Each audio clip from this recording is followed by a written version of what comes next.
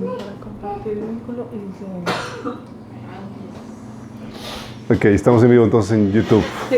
Ok, gracias. Vamos a comenzar con una oración. Si vamos a encomendar este tiempo en las manos de Dios.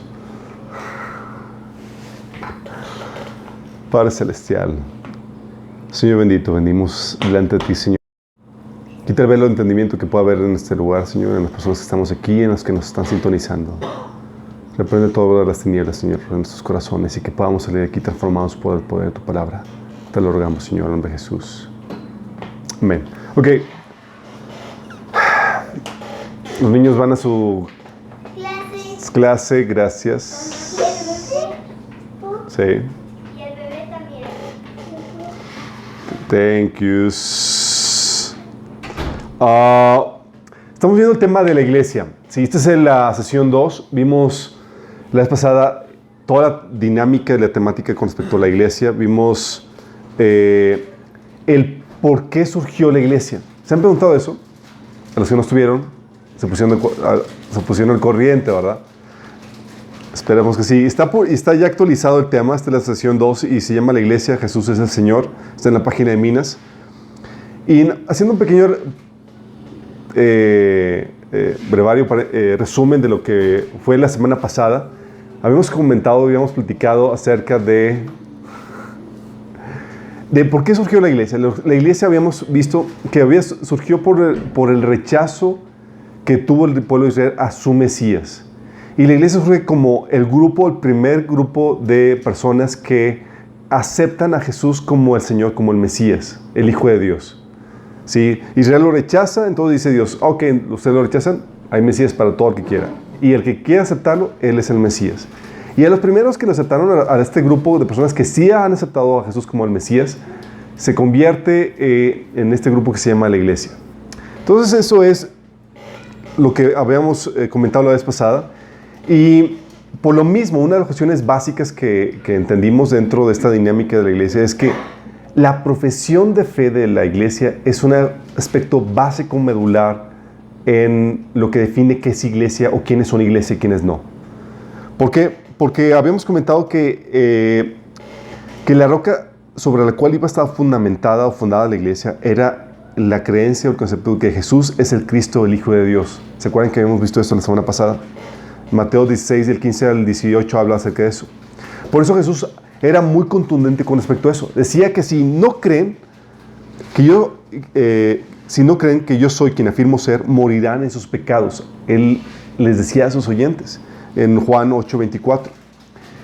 Y el Evangelio, para los que no están muy familiarizados con esto, el Evangelio anuncia las buenas nuevas de que exactamente Jesús es el Mesías, el Hijo de Dios, y la obra que hizo por nosotros en su función de Mesías, que murió por nuestros pecados y que resucitó de acuerdo a las Escrituras. De hecho, Pablo lo pone de esta forma en 1 Corintios 15, del 1 al 12. Fíjate lo que dice. Ahora bien, hermanos, quiero recordarles el Evangelio que les prediqué, el mismo que recibieron y en el cual se mantienen firmes. Mediante este Evangelio son salvos si se aferran a la palabra que les prediqué. De otro modo, habrán creído en vano. Porque ante todo les transmití a ustedes lo que yo mismo recibí, que el Mesías murió por nuestros pecados según las Escrituras, y que fue sepultado y resucitó al tercer día según las Escrituras, y que se apareció a Pedro y luego a los 12. Después apareció a más de 500 hermanos a la vez, y la mayoría de los cuales vive todavía, aunque algunos han muerto. Luego apareció Jacob, más tarde a todos los apóstoles, y por último, como un nacido fuera de tiempo, se me apareció también a mí. Sí. Este es el resumen del Evangelio, de que Jesús es el Mesías que murió y resucitó de acuerdo a las Escrituras. ¿Sí? Y aquí está haciendo el resumen de eso. Por eso en Romanos 10, del 8 al 9, Pablo dice, esta es la palabra de fe que predicamos, que si confiesas con tu boca que Jesús es el Señor y crees en tu corazón que Dios le levantó de los muertos, serás salvo. ¿Por qué? Porque habíamos comentado que si aceptas a Jesús como el Mesías, como el Señor, si crees en la obra que hizo Él, en que Jesús es el Mesías y en lo que hizo, que murió por ti en la cruz y que resucitó de acuerdo a las Escrituras, vas a ser salvo, ¿sí? Porque estás aceptando a Jesús como el Mesías. En pocas palabras, parafraseado el Evangelio es, te anuncia que el Mesías ya llegó y que es Jesús, y que murió por nuestros pecados para redimirnos, que resucitó y ascendió al cielo de acuerdo a las Escrituras, y que vendrá otra vez a establecer el reino de Dios en la tierra y así cumplir todas las promesas dadas al pueblo de Israel. Es el concepto general, ¿sí? Y si te das cuenta, la identidad de Jesús es el punto central del Evangelio, ¿sí? Tan central es esto que habíamos dicho que es el fundamento de la iglesia. La iglesia se basa, o ese fundamento, tiene como fundamento en que sabe quién es el Mesías, quién es el Señor, quién es Jesús, ¿sí? Y es como el aceptar a Jesús como el Mesías, el Hijo de Dios, te transfiere, nada más imagínate, con solamente aceptar a Jesús como el Mesías, te transfiere del reino de las tinieblas al reino de Dios, que es... y esto es de esperarse, y eso se logra al aceptar la identidad de Jesús. ¿Quién es Jesús? Es el Mesías. Y si tú lo crees, tú pasas del reino de las tinieblas al reino de la luz. Y por lo mismo es de esperarse que la identidad de Jesús sea uno de los puntos más atacados por el enemigo. ¿Sí? Por eso en 1 Juan 4:3 dice esto. Fíjate lo que dice. Pero si alguien afirma ser profeta y no reconoce la verdad acerca de Jesús, aquella persona no es de Dios. Tal persona tiene el espíritu del anticristo, del cual ustedes oyeron que viene al mundo y de hecho ya está aquí. Fíjate qué tan fuerte es esto. Dice que si alguien afirma ser profeta y no reconoce la verdad acerca de Jesús, aquella persona no es de Dios y es del espíritu del anticristo. Tan medular es este aspecto de quién es Jesús, ¿sí? La identidad revelada acerca de Jesús, de que Él es el Mesías, que si tú no lo aceptas, que si tú no lo reconoces, no perteneces a Dios, ¿sí? De hecho, te gobierna un espíritu del anticristo en ese sentido. Y por un lado, tenemos lo que dicen los hombres acerca de Jesús. ¿Sí? ¿Se acuerdan la pregunta de Jesús? ¿Y qué dicen los hombres que soy yo? Cuando Jesús le dijo a sus discípulos. Y empezaron a decir, unos dicen que eres Juan el Bautista, otros que dicen que eres Elías. Y así te vas a encontrar muchos casos. Hoy en día, la figura de Jesús, por el personaje que es, sigue siendo una de las personas más polémicas en cuanto a su identidad. Sí. Herodes, por ejemplo, decía que era el Juan el Bautista, que había resucitado y por eso operaban en él en esos milagros. Los judíos, algunos creían que era Elías, porque la Biblia menciona que hacia el final de los tiempos vendría Elías. Otros judíos pensaban que era simplemente un profeta como lo de los antaños. De hecho, los musulmanes creen que Jesús es un profeta más. Sí. Pero que el último profeta de Dios es Mahoma. ¿Sí? Para otros, como la nueva era, Jesús es un iluminado, un maestro que recibió la revelación y el entendimiento acerca de Dios y de la verdad y la distribuye, pero es uno de muchos iluminados que han aparecido en la historia. Para los testigos de Jehová, ¿saben qué dicen que es Jesús?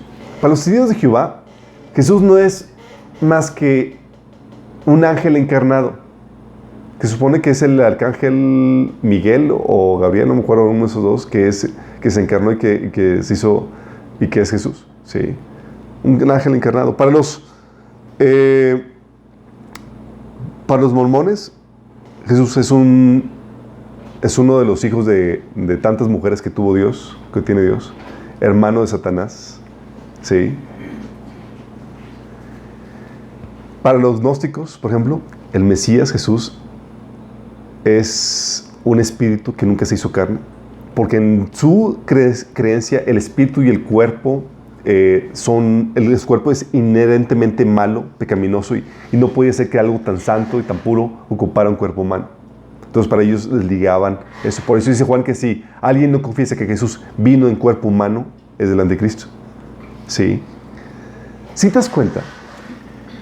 Estamos hablando de que el enemigo ha creado un montón de variantes en cuanto a cuál es la identidad de Jesús. Y es tan atacada la identidad de Jesús porque en eso estriba tu salvación. Jesús mismo lo dijo, acuérdense, que si no creen quien yo digo ser, morirán en sus pecados. Y la iglesia es la persona que ha aceptado a Jesús como quien realmente es, como el Mesías, el Salvador. Entonces tenemos lo que dice la gente y por otro lado está lo que dice Dios, que es el testimonio que hemos aceptado como iglesia. ¿Se acuerdan cuando Pedro lo declaró? Dijo, creemos que tú eres el Mesías, el Hijo de Dios. Y Jesús le dijo, no te lo reveló carne ni sangre, sino mi Padre que está en los cielos. Porque se requiere una revelación espiritual para poder aceptar a Jesús como quien realmente es. De hecho, 1 Juan 5:10 dice, el que cree en el Hijo de Dios tiene el testimonio en sí mismo. El que no cree a Dios le ha hecho mentiroso porque no ha creído en el testimonio que Dios ha dado acerca de su Hijo. Imagínate, es tan fuerte que dice que si tú no crees en quién realmente es Jesús, no solamente va en una creencia, sino que estás haciendo a Dios mentiroso. Sí, así de fuerte es esto. Por eso también dice Jesús en Juan 8, 17 al 18, dice, en la ley de ustedes está escrito que el testimonio de 2 personas es válido. Yo soy testigo de mí mismo y el Padre que me envió también da testimonio acerca de mí. O sea, es Dios, el Espíritu de Dios, el que testifica y habla a la gente. Y lo habla por medio de sus mensajeros y por medio de su iglesia acerca de quién es Jesús. Por eso, chicos, la iglesia resguarda y anuncia la verdadera identidad de Jesús. Así de fuerte es esto. Por eso en 1 Timoteo 3:15 dice que la casa de Dios, que es la iglesia de Dios viviente, es columna y baluarte de la verdad. ¿Sí? Estaba leyendo un blog acerca de una persona que estaba poniendo que, de acuerdo a las investigaciones que hice acerca de la historia de la iglesia y las investigaciones que hice acerca de los otros iluminados, yo concluí que Jesús realmente no es Dios y empezó a poner sus herejías ahí sí, sin saber lo que estaba diciendo. Y es algo que tenemos que entender, que la iglesia, habíamos visto que son los primeros que aceptan a Jesús como lo que realmente es el Mesías. Pero no solamente son los primeros que lo aceptan, son los que resguardan y anuncian esa verdad. La iglesia es baluarte de la identidad de Jesús. Sí, por eso hay una maldición a los que distorsionan el evangelio y anuncian algo diferente. Dice en Gálatas 1 del 8-9, pero aun si alguno de nosotros, un ángel del cielo, les predica un evangelio distinto del que les hemos predicado, que caiga bajo maldición. Como ya le hemos dicho, aún lo repito, si alguien les anda predicando un evangelio distinto del que recibieron, que caiga bajo maldición. ¿Por qué? Porque si te predican algo diferente, o si crees algo diferente acerca de la identidad de Jesús, tú estás frito. Así de fuerte es esto. ¿Sí? Y la problemática hoy en día es que no sabemos lo que implica, lo que significa el que Jesús sea el Mesías, el Hijo de Dios. O sea, te pregunto, ¿y qué es eso del Mesías? ¿O qué se refiere con el Hijo de Dios? Y tú te quedas, Sí. Hoy en día, por el trasfondo y por la historia, cómo ha avanzado, y estamos algo retirados del contexto original que se predicó el mensaje, no tenemos conciencia de lo que realmente significa. De hecho, cuando decimos, oye, Jesús es el Hijo de Dios, dices, pues sí, pues todos somos hijos de Dios. Pues sí, ¿no? Digo, de hecho, la costumbre, es un término que hoy día se refiere a cualquier ser humano. El cliché es que todos somos hijos de Dios, aunque realmente, bíblicamente, no sea así. Todos somos creación de Dios, pero no todos somos hijos de Dios. ¿Sí? Y cuando hablamos de que Jesús es el Hijo de Dios, ya cae en ese contexto. Pues sí, pues yo también somos hijos de Dios. Digo, sí, chido, ¿no? Entonces ya pierde el verdadero significado de esto. Yo quiero que rescatarles o ayudarles a entender el verdadero significado de esta creencia, de esta profesión de fe, de la verdadera identidad de Jesús, porque de eso estriba nuestra identidad como iglesia. Si no sabemos realmente quién es Jesús, si no entendemos que somos los que velan y protegen esa identidad de Jesús, no sabemos realmente nuestra función como iglesia. ¿Sí? ¿Qué se refiere la Biblia con que Jesús es el Hijo de Dios? Sí.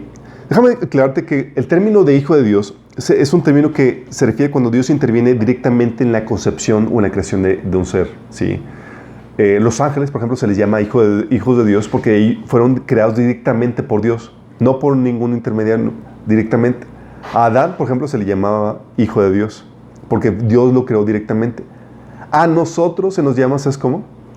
Hijos de Adán y hijos del hombre, ¿sí?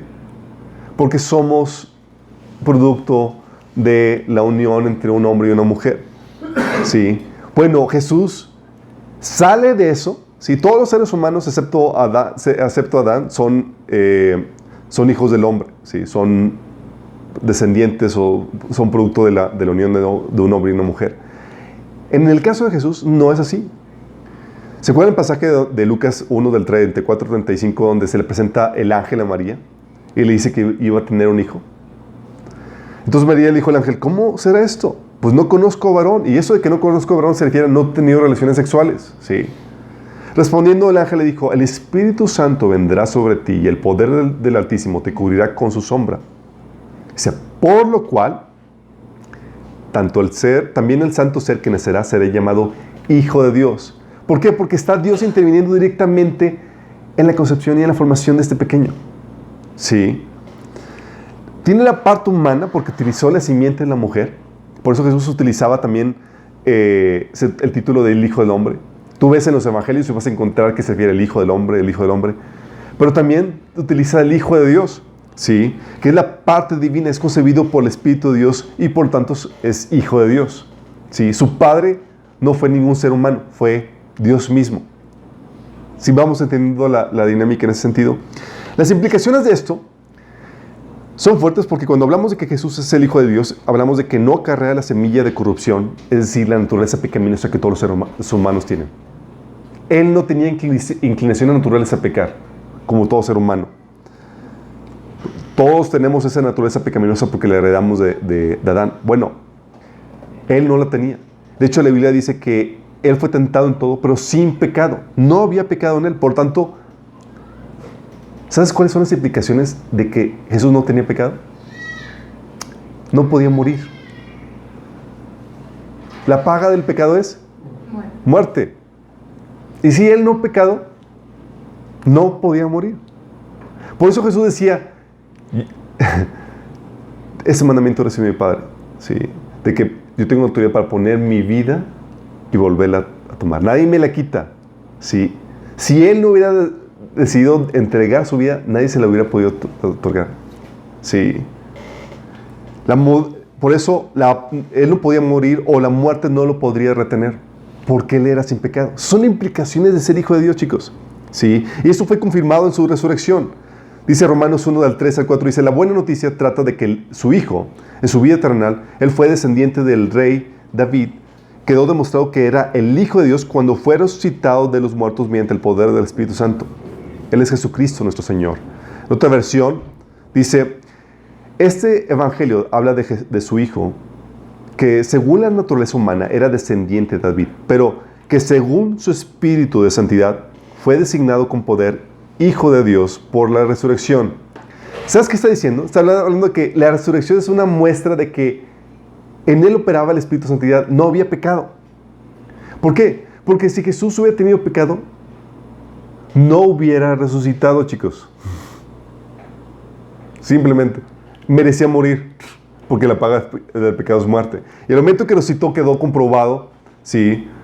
Fue demostrado que era realmente Hijo de Dios por el Espíritu de Santidad, ¿sí? Él es Jesucristo, nuestro Señor. Y el Hijo de Dios no solamente tiene esas implicaciones de que es Dios el que trae la concepción y la creación, la concepción de Jesús. No solamente trae la implicación de que Él es santo, de que no tiene la corrupción de la naturaleza pecaminosa en Él, sino que también trae revela la parte divina de que es Dios manifestado en carne. Sí. Estábamos hablando con esto de que el espíritu que entró en ese ser que estaba siendo formado y gestado en el vientre de María, no era cualquier espíritu, era el mismo Espíritu de Dios que estaba encarnándose. Sí. Y los escribas entendían bien ese término del Hijo de Dios porque Jesús hablaba de que Dios era su Padre. ¿Y sabes qué sucedía cuando los escribas y fariseos escuchaban de que Jesús decía eso, de que Dios era su Padre? agarraban piedras listos para apedrearlo. Porque ellos entendían las implicaciones. De hecho, dice Juan 10, del 29 al 38. Jesús decía, yo y el Padre uno somos. Entonces los judíos volvieron a tomar piedras para apedrearle. Jesús le respondió, muchas buenas obras os he demostrado de mi Padre. ¿Por cuál de ellas me apedreáis? Le respondieron los judíos diciendo, por buena obra no te apedreamos, sino por blasfemia. Porque tú siendo hombre te haces Dios. Sí. Porque él decía que era hijo de Dios. Porque él entendía las implicaciones. Ellos entendían. Vosotros decís, tú blasfemas porque dije, hijo de Dios soy. Si no hago las obras de mi Padre, no me creáis. Mas si las hago, aunque no me creáis a mí, creed las obras, para que creáis conozcáis y creáis que el Padre está en mí y yo en el Padre. Fíjate, ellos querían apedrear a Jesús porque él se decía hijo de Dios. Y ellos entendían en su mente, en su contexto, de que él estaba aseverando que él era igual a Dios al decirse hijo de Dios. ¿Sí? De hecho, en Mateo 26, 63 dice, en el juicio con los judíos, le preguntaron, le hicieron jurar, te conjuro por el Dios viviente, que nos digas si eres tú el Cristo, el Hijo de Dios.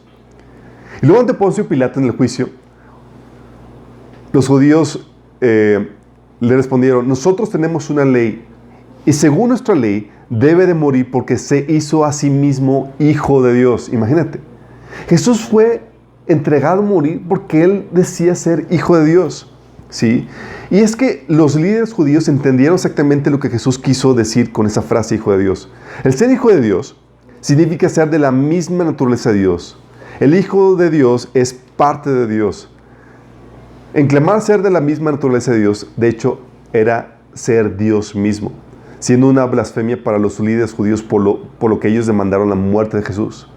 Por esa misma relación que entendían. Y esa misma relación se confirma en la Biblia por autores, los apóstoles. Por ejemplo, en Hebreos 1, del 2 al 3 dice que en los posteriores días Dios nos ha hablado por el Hijo, a quien constituyó heredero de todo y por quien asimismo hizo el universo, el cual siendo el resplandor de su gloria y la misma esencia, y la imagen de su misma sustancia. ¿Entendían bien eso? Por eso cuando decimos que Jesús fue crucificado por declarar su divinidad, por ser Hijo de Dios, estamos declarando bien. Jesús fue declarado, Jesús fue entregado a morir porque él decía ser de la misma naturaleza, de la misma sustancia que Dios mismo. ¿Sí? Y es que el Espíritu, como les había comentado, el Espíritu que encarnó el cuerpo, que el Espíritu Santo había fecundado y formado en el vientre de María, era Dios mismo. Juan 1 dice, en el principio era el Verbo, y el Verbo era con Dios, y el Verbo era Dios. Fíjate, le está hablando que el Verbo estaba con Dios y era Dios. Y luego dice en el versículo 14, y aquel Verbo fue hecho carne y habitó entre nosotros. Y vimos su gloria, gloria como la del unigénito del Padre, lleno de gracia y de verdad. Diciendo que ese Verbo que estaba con Dios y que es Dios, se hizo carne. ¿Sí? Es el testimonio que dan los apóstoles que conocieron a Jesús persona a persona. Y lo reitera Pablo cuando dice Filipenses 2, del 5 al 7, que aunque Jesús era Dios, no consideró ser igual a Dios como algo al cual aferrarse. En cambio, renunció a sus privilegios divinos, adoptó la humilde posición de un esclavo y nació como ser humano cuando apareció en forma de hombre. 1 Timoteo 3:16 dice, indiscutiblemente grande es el misterio de la piedad. Dios fue manifestado en carne, justificado en espíritu, visto en los ángeles, predicado a los gentiles, querido en el mundo y recibido arriba en gloria. La encarnación es un tema que se menciona y eso es lo que denota el título de Hijo de Dios. Estamos diciendo que Dios mismo se hizo carne y este Jesús que conocemos, que decimos que es el Hijo de Dios, es la misma esencia, irradia la misma naturaleza que Dios mismo porque es Dios mismo. ¿Sí? Por eso se le conoce, por eso dice también en 1 Corintios 15:47, Adán, el primer hombre, fue formado del polvo de la tierra, mientras que Cristo, el segundo hombre, vino del cielo, porque se encarnó.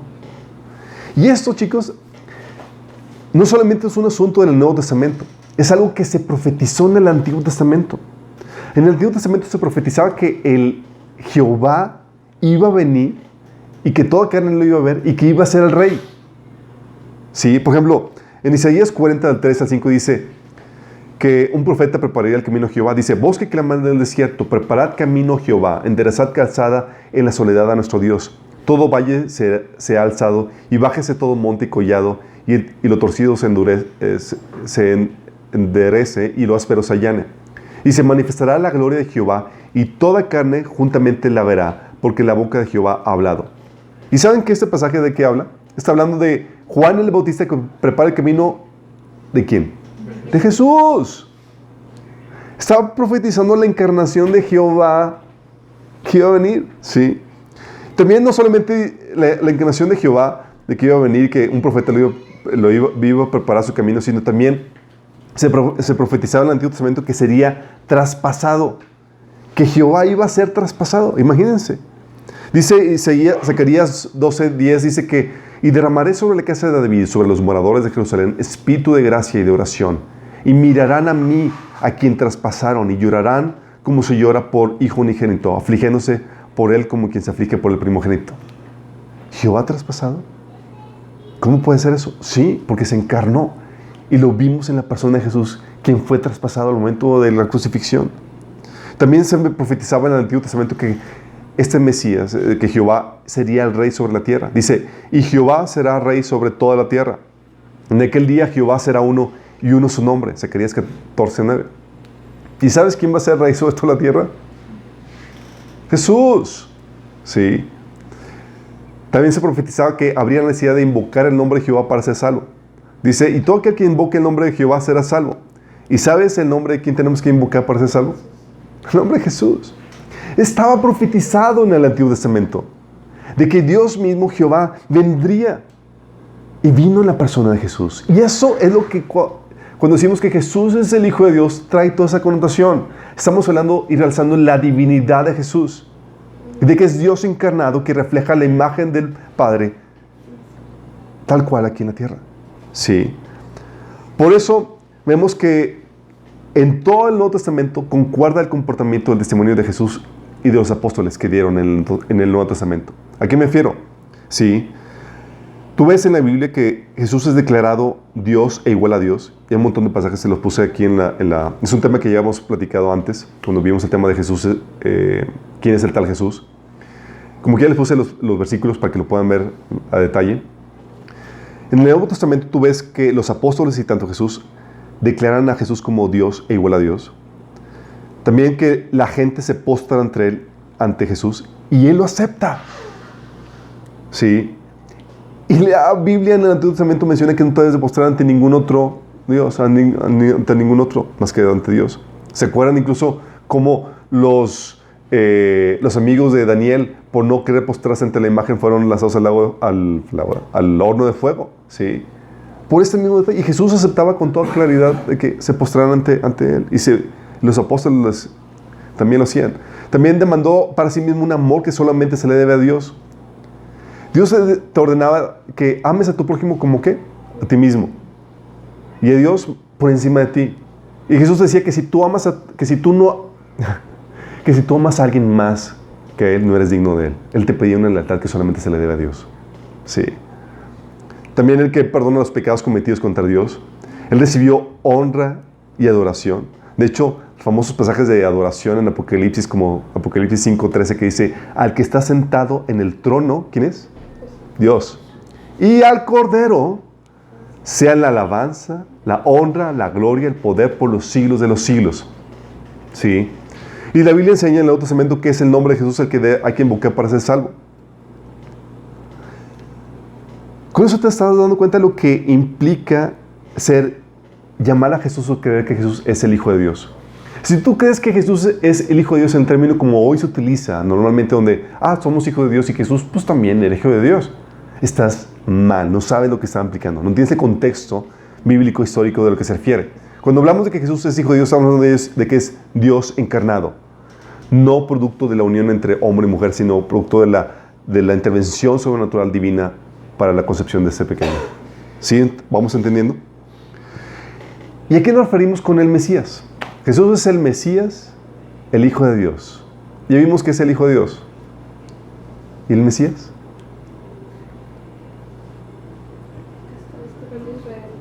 Sí.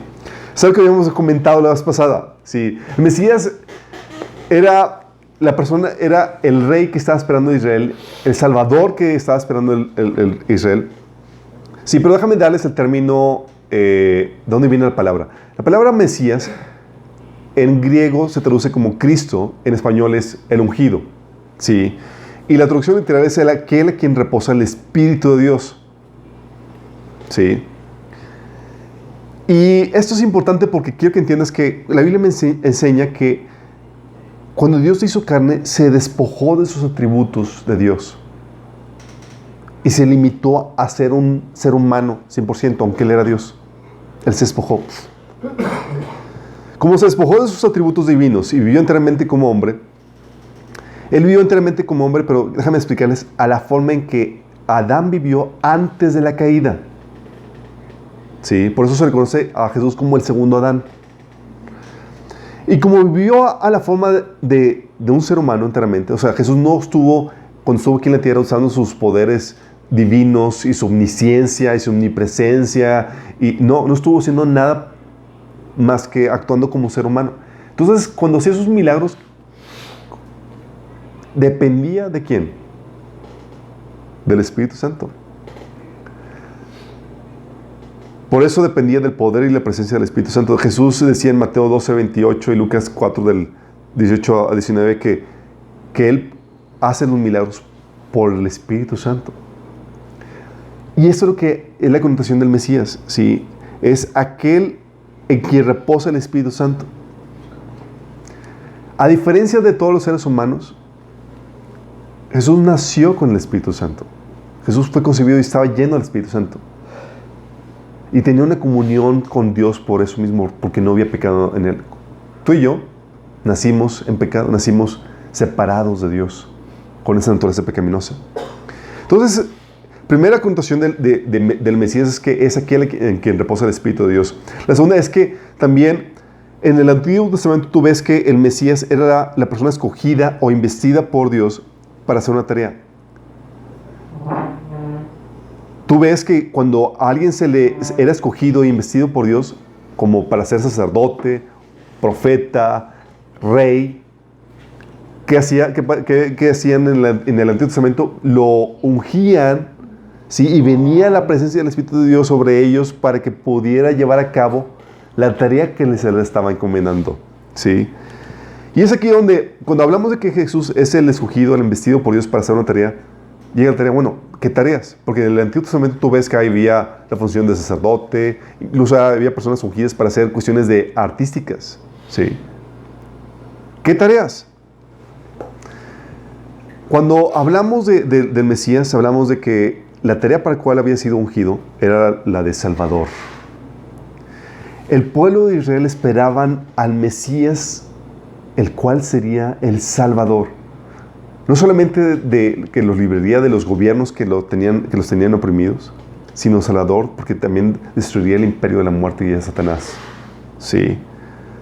Por eso Lucas 2:11 menciona, por ejemplo, que hoy les ha nacido en la ciudad de David un Salvador. ¿Se acuerdan del anuncio? Que es Cristo el Señor.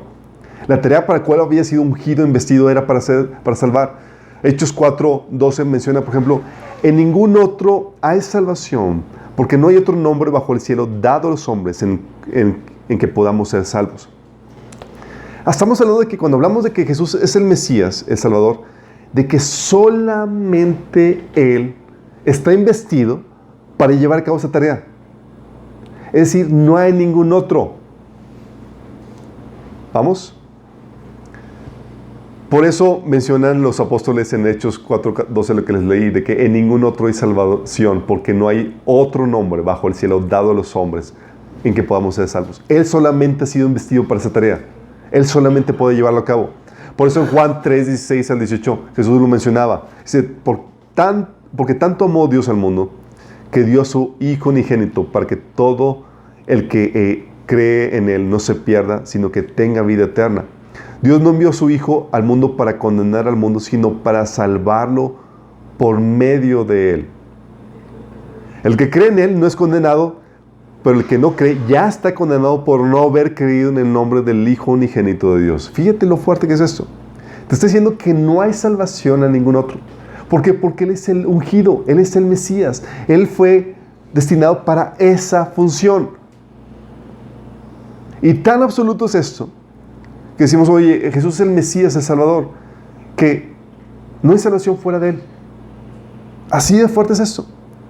Y dices, oye, es que yo me estoy portando muy bien, no creo en Jesús, pero yo creo que por mis buenas obras voy a tener la salvación. Wrong. No hay ningún otro medio. Así de absoluto es esto, ¿sí? Entonces, la Biblia menciona que fue ungido para ser el Salvador, pero también para ser rey. Les puse ahí un montón de pasajes, porque era lo que los judíos estaban esperando un Salvador, estaban esperando un rey que iba a ser el Mesías. Apocalipsis 11:15, por ejemplo, menciona que el séptimo ángel, todo estoy algo gangoso, sorry. El séptimo ángel tocó la trompeta y hubo grandes voces en el cielo que decían: los reinos del mundo han venido a ser de nuestro Señor y de su Cristo, de su Mesías, y Él reinará por los siglos de los siglos. Qué fuerte está esto. Estamos diciendo que no solamente cuando hablamos de que Jesús es el Mesías, de que tiene la función de Salvador, sino la función de Rey. Y cuando habla aquí de que va a ser Rey, no solamente va a ser Rey sobre la nación de Israel, chicos, sino sobre todo el mundo. Y está fuerte. Porque te está diciendo que si tú no quieres aceptar a Jesús como el Mesías, no hay lugar para ti en el mundo. Porque Él va a gobernar sobre toda la tierra. Sí. De hecho, Daniel 2:44 menciona también eso. Dice, durante los gobiernos de esos reyes, que son unos reyes que van a surgir en la etapa final de la humanidad, dice, el Dios del cielo establecerá un reino que jamás será destruido o conquistado. Aplastará por completo esos reinos y permanecerá para siempre. Sí. De hecho, lo reitera también Daniel 7, del 13 al 14, cuando dice, mientras continuó mi visión esa noche, vi a alguien parecido a un hijo de hombre descender en las nubes del cielo. Se acercó al anciano y lo llevó ante su presencia. Y se le dio autoridad, honra y soberanía sobre todas las naciones del mundo, para que lo obedecieran los de toda raza, nación y lengua.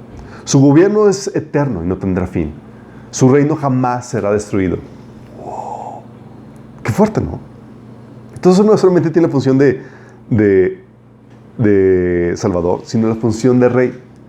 Él es el que va a dictar sentencia, el que va a gobernar sobre toda la tierra. Sí. Por eso lo que habíamos leído en Zacarías 14:9, que dice que Jehová será rey sobre toda la tierra. En aquel día Jehová será uno y uno su nombre. La otra función que tenía como Mesías, para el cual había sido ungido, investido y empoderado, es para ser el mediador entre Dios, el mediador de Dios y de su reino. Es decir, el reino de Dios está monopolizado por el Mesías. ¿Quieres una franquicia al reino? Tienes que acudir con el Mesías. ¿Quieres acudir a Dios? Tienes que acudir con el Mesías. Sí, por eso Jesús lo mencionaba diciendo, yo soy el camino, la verdad y la vida. Nadie viene al Padre sino por mí.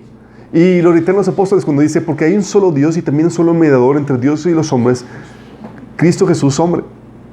Hebreos 8:6 menciona que dice, pero ahora Jesús, nuestro sumo sacerdote, se le ha dado un ministerio que es muy superior al sacerdocio antiguo, porque Él es el mediador a nuestro favor de un mejor pacto con Dios basado en mejores promesas. ¿A qué se refiere esto? Hablando del pacto por el cual viene a traer y desplegar el reino de Dios. Él es el mediador. Él es el que trae monopolio del reino de Dios aquí en la tierra. Sí. Por eso Cristo es el mediador de este nuevo pacto, dice Hebreos 9:15, para que los llamados reciban la herencia eterna prometida. Oye, ¿quieres entrar al reino de Dios? ¿Qué crees? Solamente se puede hacer por el Mesías.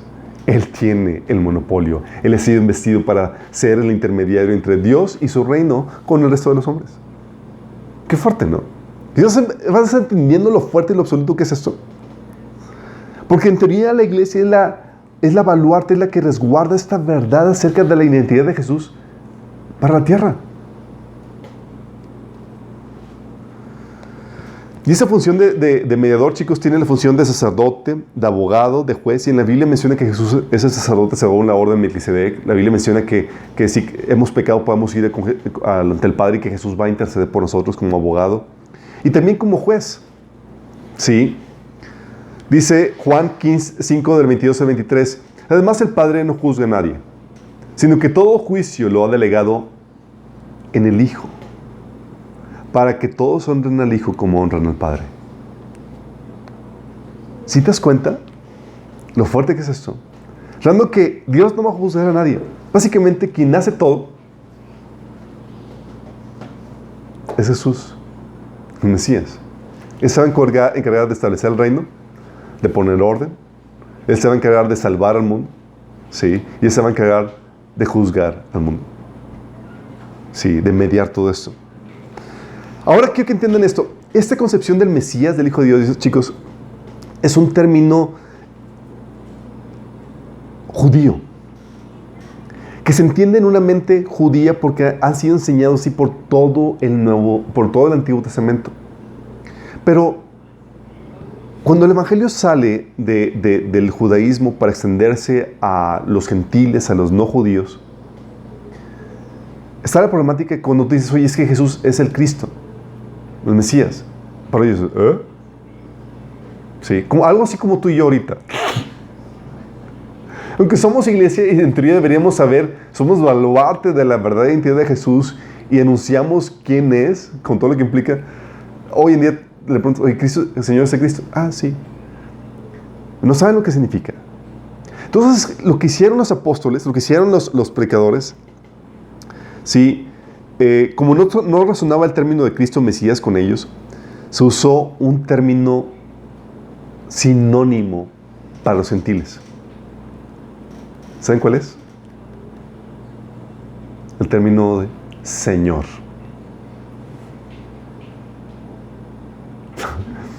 Y también por el contexto histórico en el que vivimos y por lo distanciado que estamos del mensaje original,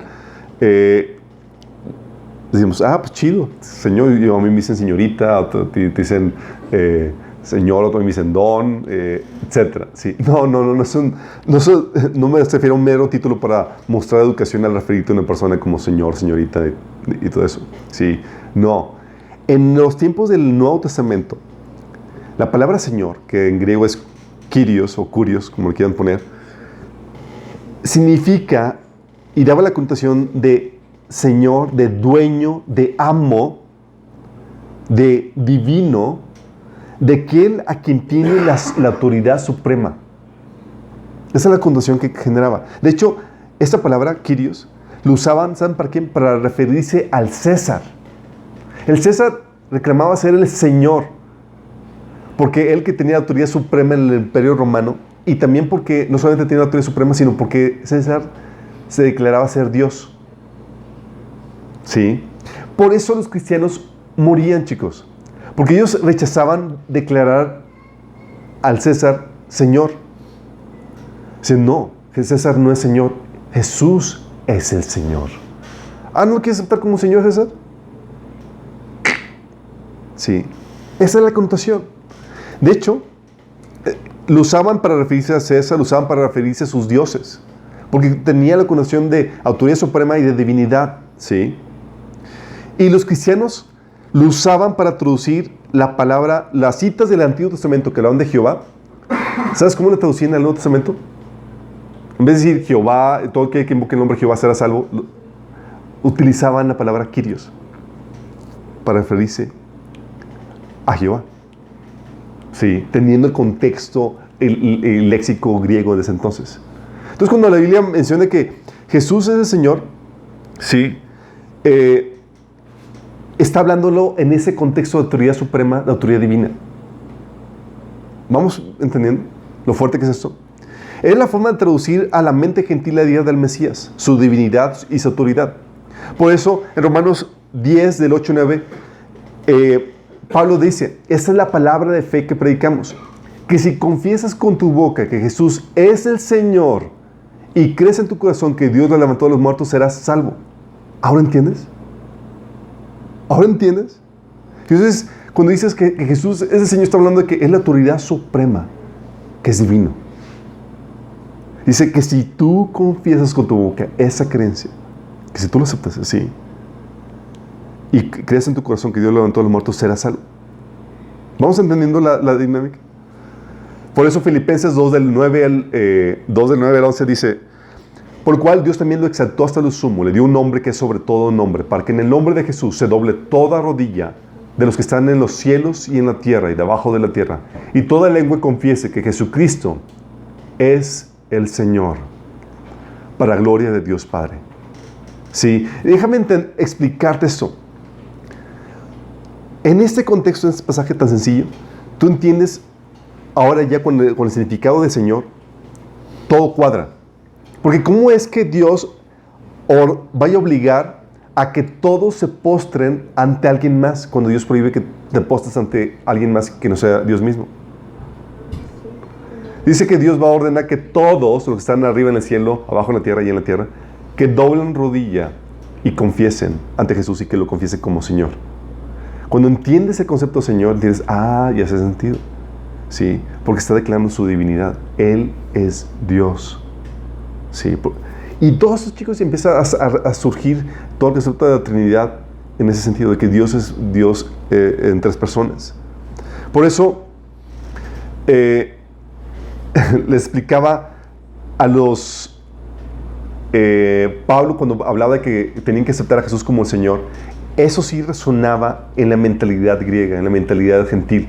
O sea, ¿tengo que aceptarlo como la autoridad suprema, como Dios? Sí, tienes que aceptarlo tal cual. Y Pablo empezaba a explicarles lo que significaba esa autoridad que tenía. Por ejemplo, ¿se acuerdan cuando Pablo estaba predicando a los atenienses? Las personas que eran idólatras tenían tantos dioses que hasta, por si acaso se les olvida uno, tenían un altar a un dios desconocido, por si acaso, para que no se ofendiera. ¿Sí? Así de fuertes tenían esto. Entonces, Pablo empieza a compartirles a ellos y les dice, fíjate lo que dice, es Hechos 17 del 30 al 31, dice: en la antigüedad Dios pasó por alto la ignorancia de la gente acerca de estas cosas. Está hablando de la idolatría que estaba denunciando Pablo.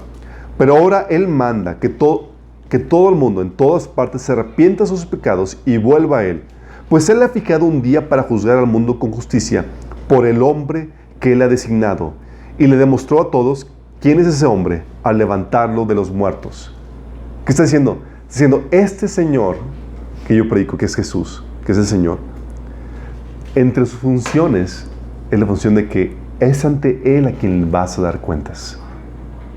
¿Sí vamos entendiendo esta dinámica, chicos? Es muy importante esto. Y ahora quiero aclararles esto. El título de Señor, esa autoridad suprema, Jesús no nació con ella. ¿Sí sabían eso? Jesús no nació con ella.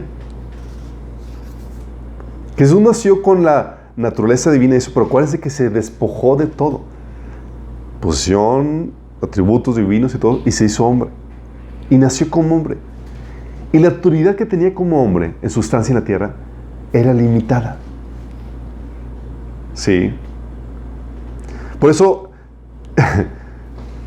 ves en pasajes como Lucas 19, 12, dice que Jesús utiliza la parábola de que, hablando a sí mismo, un hombre de la nobleza se fue a un país lejano para ser coronado rey y luego regresar. Sí. Hablando de que ese hombre noble no tenía todavía la autoridad y todavía no era rey. Y tenía que ir a que lo coronaran como rey. Si Jesús no nació con esa autoridad suprema, con ese título de Señor, aunque él era divino y podía ser adorado, ¿cómo consiguió esta autoridad? Sí. Déjame darles el contexto. Partimos del contexto de una creación caída, producto del pecado de Adán y Eva, y producto del pecado de todos nosotros, que estaba destinada a destrucción, porque la paga del pecado es muerte. Sí. Producto de este pecado, el hombre y sus cosas, su dominio tenía que ser destruido. Sí. Pero luego llega el Mesías, pero llega con una autoridad limitada. ¿Se acuerdan cuando dos jóvenes estaban peleándose por la herencia y le dicen, Jesús, dile que me reparta la herencia? ¿Y qué le dice Jesús? Sí, claro, porque yo tengo aquí autoridad absoluta sobre todo esto. ¿Qué le dijo Jesús? ¿Y quién me ha puesto sobre vosotros como juez o partidor? Jesús reconocía sobre los límites de autoridad. ¿Y sobre qué asuntos tenía autoridad? En el Nuevo Testamento tú puedes ver sobre qué asuntos. Autoridad para predicar, como dice en Lucas 4 del 18 al 19, dice: el Espíritu del Señor está sobre mí por cuanto me ha ungido para dar buenas nuevas a los pobres, me ha enviado a sanar a los quebrantados de corazón, a pregonar libertad a los cautivos, vista a los ciegos, a poner libertad a los oprimidos, a predicar el año agradable del Señor. Para eso tenía autoridad y eso fue lo que hizo y se limitó a eso. También menciona Jesús que tenía autoridad para perdonar pecados y para poner su vida y volverla a tomar, de acuerdo a Juan 10, 18. ¿Y qué fue lo que hizo? ¿Cómo obtuvo la autoridad absoluta, total? ¿Cómo se convirtió en Señor de todos?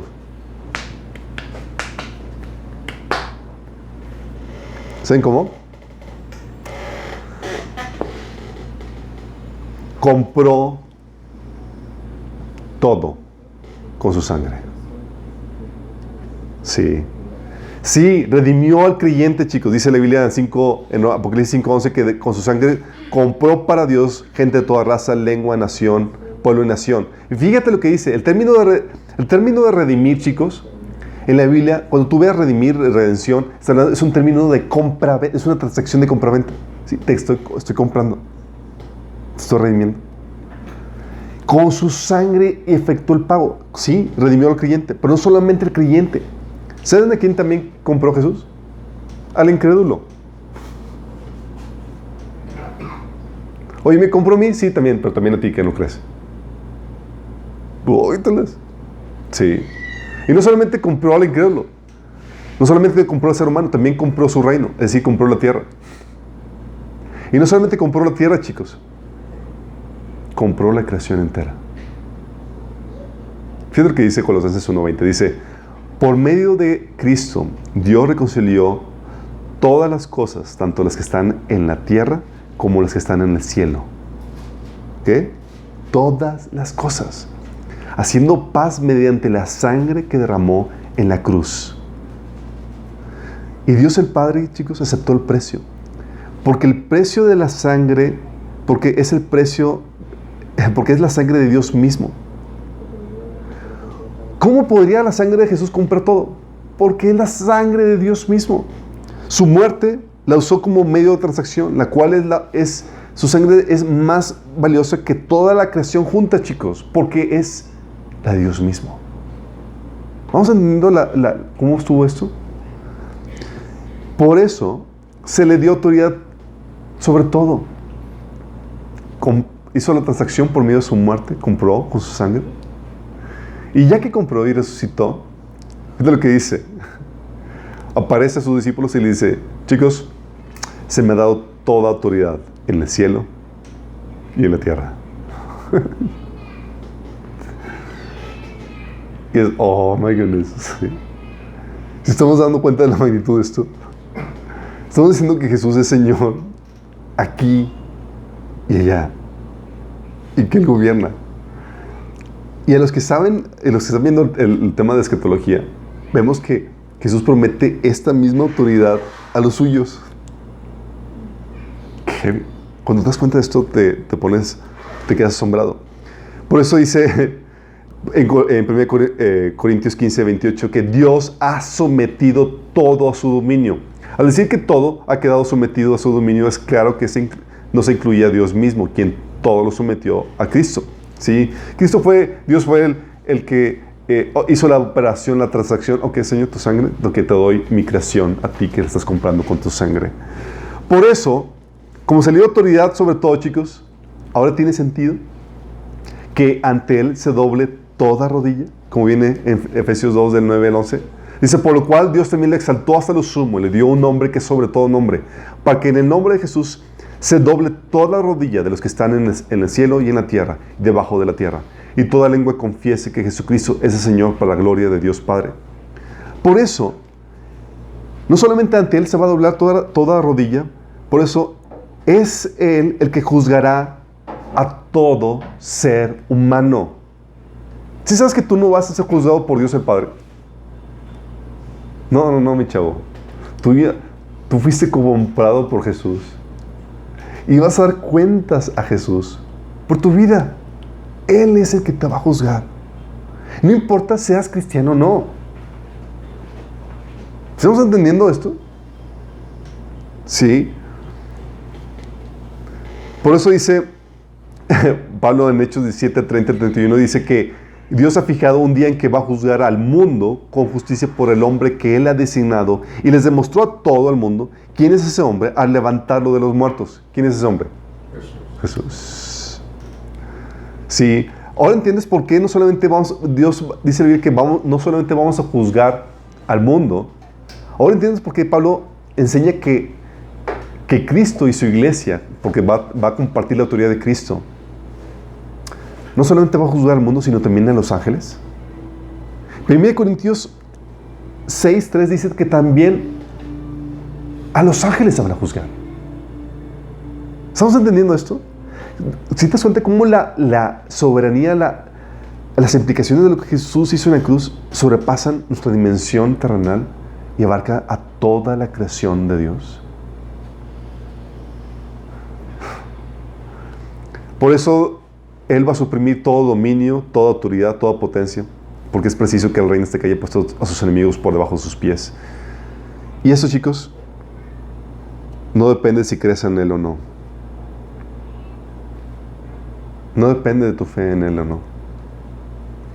Él es el Mesías de Dios, el Redentor, el Señor de todo.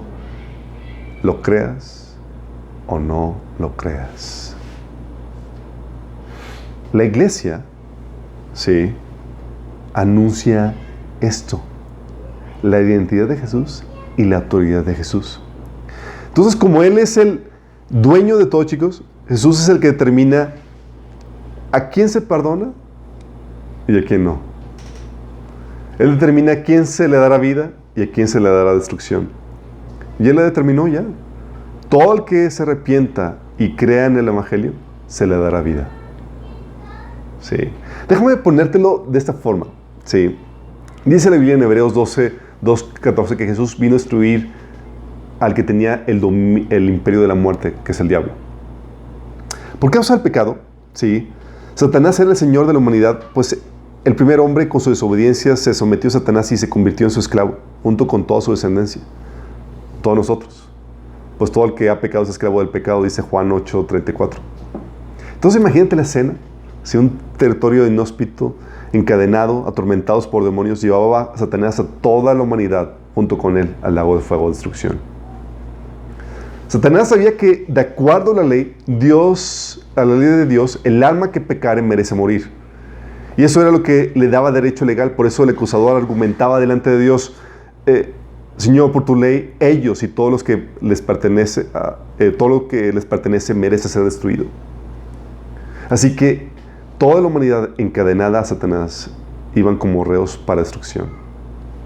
Pero en eso llega el Mesías y se interpone en su camino. Le dice: he comprado los reos que están bajo tu dominio. Pagué su precio.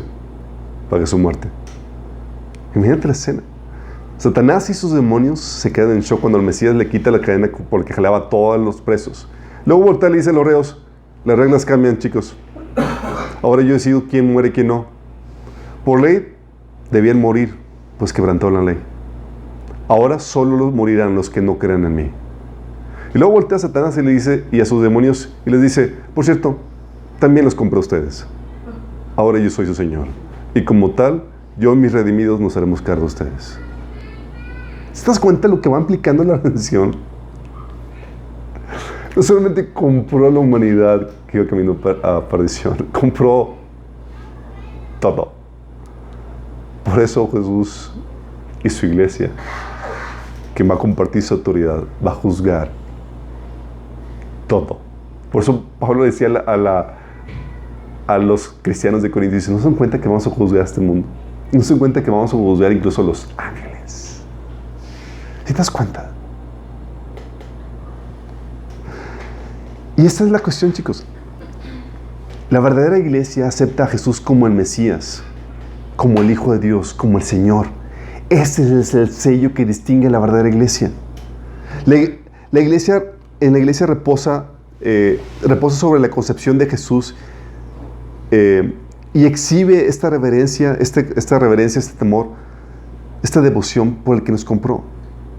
Sí. Por eso la iglesia, tú ves en el Nuevo Testamento, reconoce y se somete voluntariamente al señorío de Cristo. En eso consiste ser iglesia, chicos.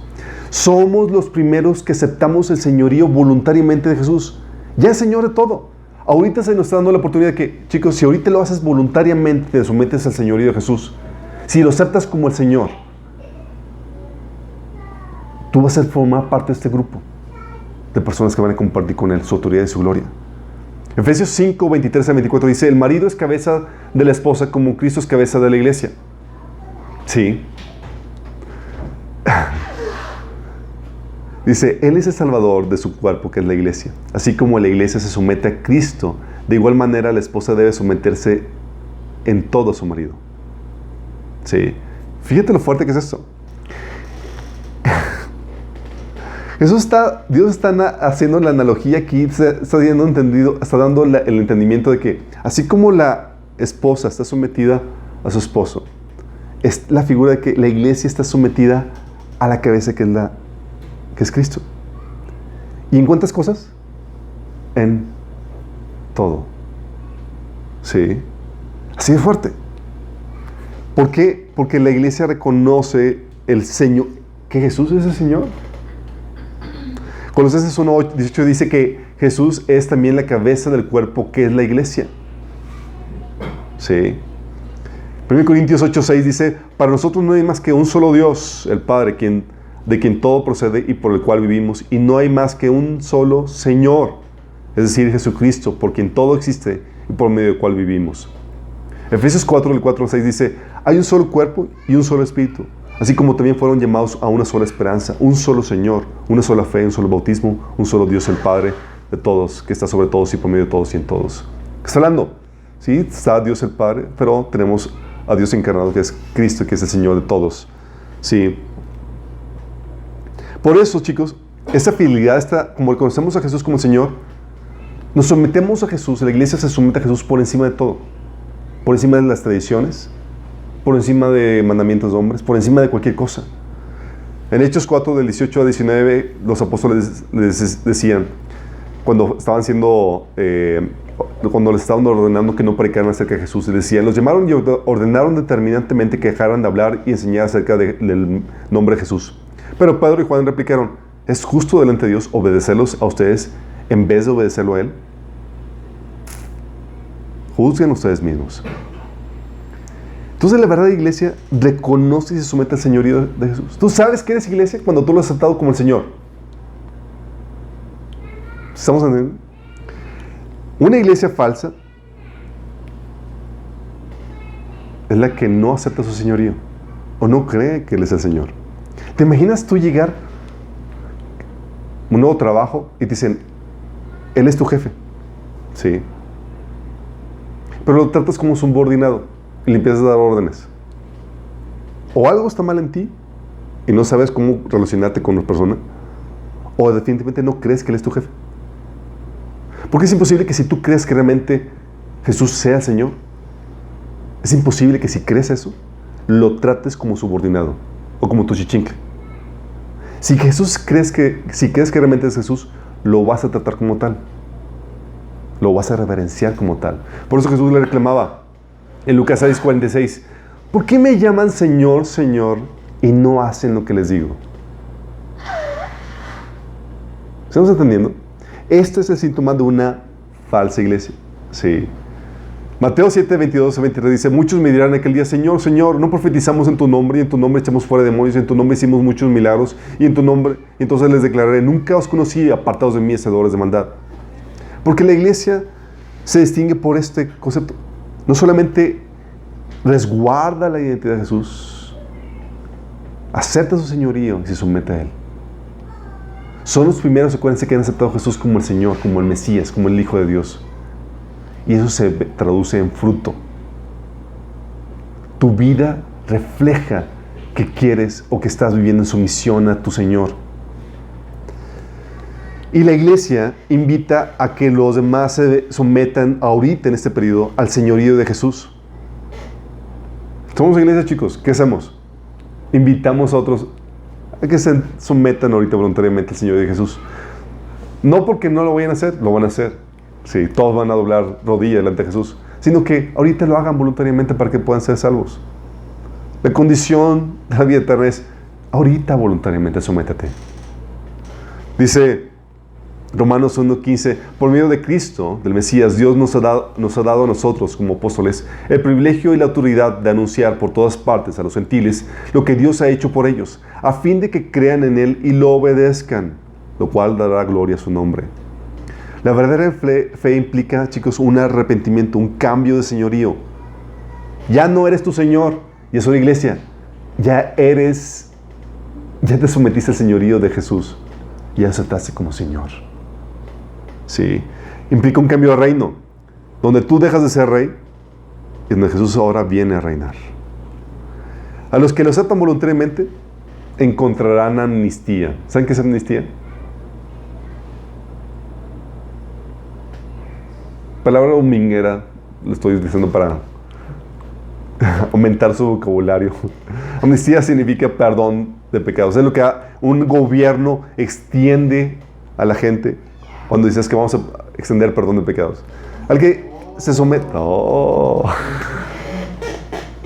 A los que aceptan voluntariamente a Jesús como el Señor, encontrarán amnistía, es decir, perdón de pecados. A los que no, como quiera van a doblar rodilla. Como quiera van a reconocer que Jesús es el Señor. Como quiera lo van a confesar. Pero va a ser para su destrucción. Entonces la iglesia invita a esto, es sométete a Jesús. Acéptalo realmente como tu Señor. Da muestras de que Jesús gobierna tu vida. Porque si no, no crees que Jesús es el Mesías. No crees que Jesús es el Señor. Y nada más estás haciendo tonto. ¿Sí me explico? Si lo aceptas no significa que va a ser perfecto. Va a haber un proceso donde es un cambio de dirección, donde tú gobernabas donde tú querías y ahora empiezas a caminar en un proceso de santificación, donde el Señor te va haciendo mejor. Entonces la iglesia invita a esto, es lo que predicamos en el Evangelio. Jesús es el Señor, acéptalo como tal. Si tú crees que Jesús es el Señor, realmente vas a producir frutos. Va a haber un cambio en tu vida. Y también da la advertencia. Porque con Él no se juega. ¿Saben? Muchos tenemos la idea parcial de Jesús que vemos en los evangelios. Pero que no te engañe su apariencia humilde y despojada de la primera venida, chicos. El Mesías, Jesús, es de temer. No estoy bromeando aquí. Es en serio. Es de temer. Salmo 2:12 dice: sométanse al Hijo de Dios, no sea que se enoje y sean destruidos en el camino, porque su ira se enciende en un instante.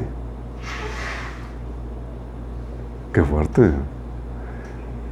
Pero qué alegría para todos los que se refugian en Él. Salmo 2:12. Porque es ante Él a quien vas a dar cuenta. ¿Sabías tú a quién se refería Jesús cuando decía que no tengas miedo al que destruye el cuerpo y el alma, al que destruye el cuerpo? ¿Ten miedo de quién?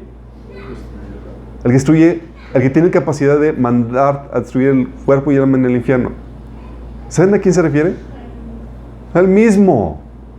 Al mismo. ¿Sabes quién es el que va a mandar a la gente al infierno? ¿Sabes quién va a ser el juez? Es decir, Jesús. Jesús no es tu compinche, no es tu amiguito, es tu Señor. Él no va por el mundo mendigando a la gente, rogándoles que lo acepten. Acéptame, por favor, yo quiero ser tu Señor, ándale, yo soy buena onda, sí, contigo. No va por el mundo haciendo eso, chicos. Y a veces le rogamos a la gente, ándale, acepta, te va a ir bien. No. Sino que Él por amor y misericordia anuncia porque ama el Evangelio para que no sean destruidos. Sí. ¿Se acuerdan el pasaje de Lucas 19 donde dice que la palabra que Jesús le dijo a los discípulos? Dice: un hombre de la nobleza se fue a un país lejano para ser coronado rey y luego regresar. Jesús ya fue coronado rey. Sí.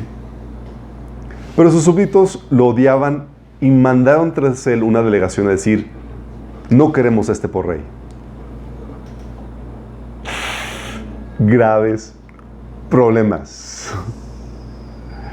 No quieres a Jesús como rey, estás en graves problemas. No quieres que Jesús gobierne tu vida, estás en graves problemas. No solamente te va a ir mal aquí, porque no ves esos principios, te va a ir mal allá. Así que efectos, gracias. ¿Te va a ir mal allá? Sí. Por eso dice, cuando regresó a su país, mandó llamar a los siervos a quienes había entregado el dinero para enterarse de lo que habían ganado.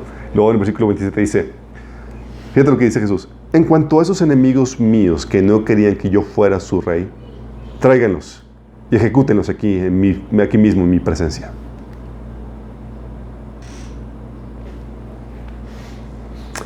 Y eso lo reitera en sus parábolas vez tras vez.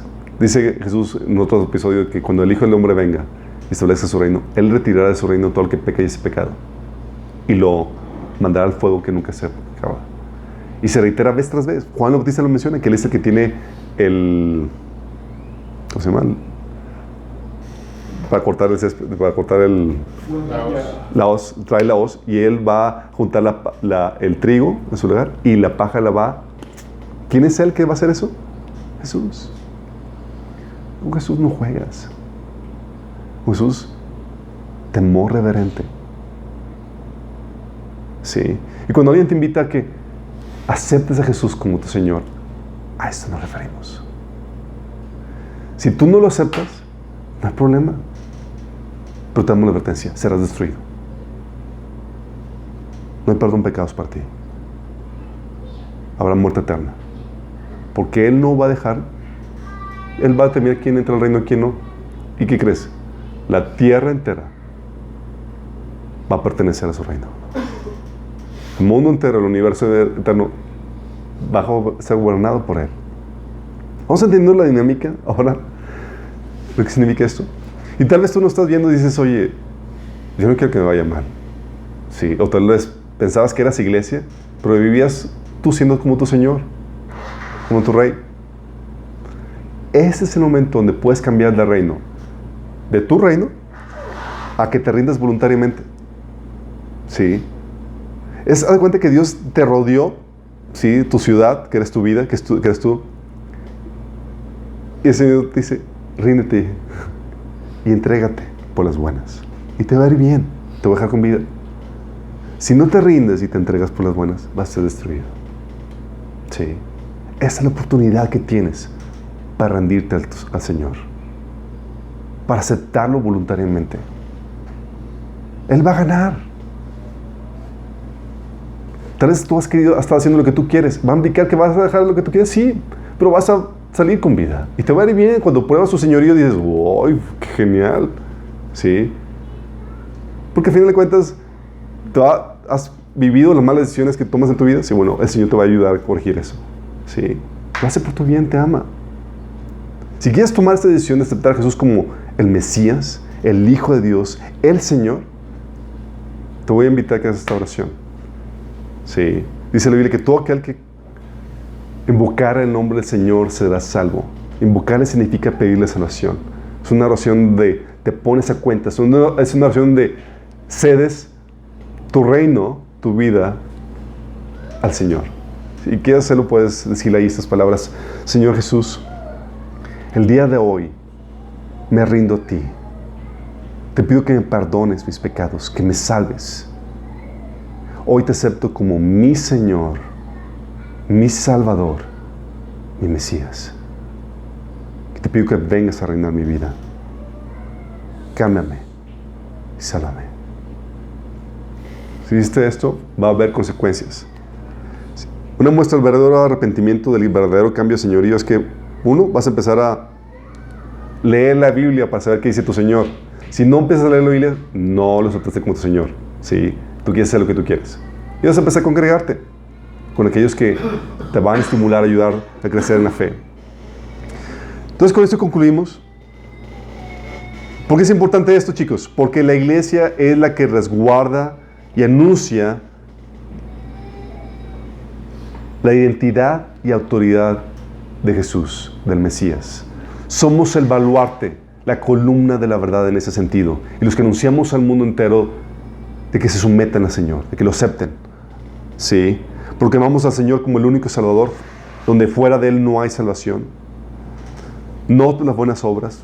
No podemos unirnos con nadie, no podemos unirnos con los musulmanes ni con Él, porque declaramos la autoridad y la supremacía de Jesús sobre todo y sobre todos. Sí. Adoramos al Mesías, pues reconocemos su divinidad. No damos culto a nadie más, no le robamos su gloria y no hacemos concesiones con otras religiones. Y como iglesia nos sometemos a su autoridad, pues lo reconocemos como el Señor. Sí. Por encima de tradiciones, por encima de mandamientos de hombres. Dice Jesús que su iglesia escucha su voz y lo sigue. Porque su iglesia ha aceptado a Jesús como el Señor. ¿Por qué es importante esto? Porque esa iglesia no solamente es un grupo donde nos reunimos, chicos. Anunciamos esta verdad. A nosotros se nos ha dado ese privilegio de velar por esta verdad y anunciarla al mundo. Somos los primeros que han aceptado a Jesús como el Señor, como el Mesías, como el Hijo de Dios. Y eso es lo que anunciamos al mundo. Que la más gente pueda aceptarlo en el significado, en el contexto, en el verdadero significado del contexto bíblico. No como, sí, yo soy Señor también. Pues todos somos hijos de Dios. No, en el significado real de lo que implica eso. Por eso somos iglesia. Y si tú quieres ser iglesia, tienes que aceptar esta verdad acerca de Jesús. Terminamos con una oración. Padre Celestial, te damos gracias, Señor, porque estamos entendiendo lo que implica ser iglesia, Señor. El tremendo privilegio que tú nos das a nosotros como tus hijos para proclamar y defender la verdad acerca de tu Hijo, de Jesús. Señor, te decimos que estamos de acuerdo con tu testimonio, Señor, acerca de Jesús. Señor, que más gente pueda venir a la verdad, conocer la verdad acerca de Él. Y que tu iglesia, Señor, tu cuerpo, nosotros, Señor, podamos ser valientes para seguir anunciando la verdad y la autoridad acerca de quién es Jesús, Señor. Su identidad como el Mesías, el Hijo de Dios, el Señor de todo. Gracias, Señor, por ayudarnos a entender estas verdades que son el fundamento de tu iglesia, Señor. En el nombre de Jesús. Amén. Nos vemos el próximo domingo, misma hora, mismo.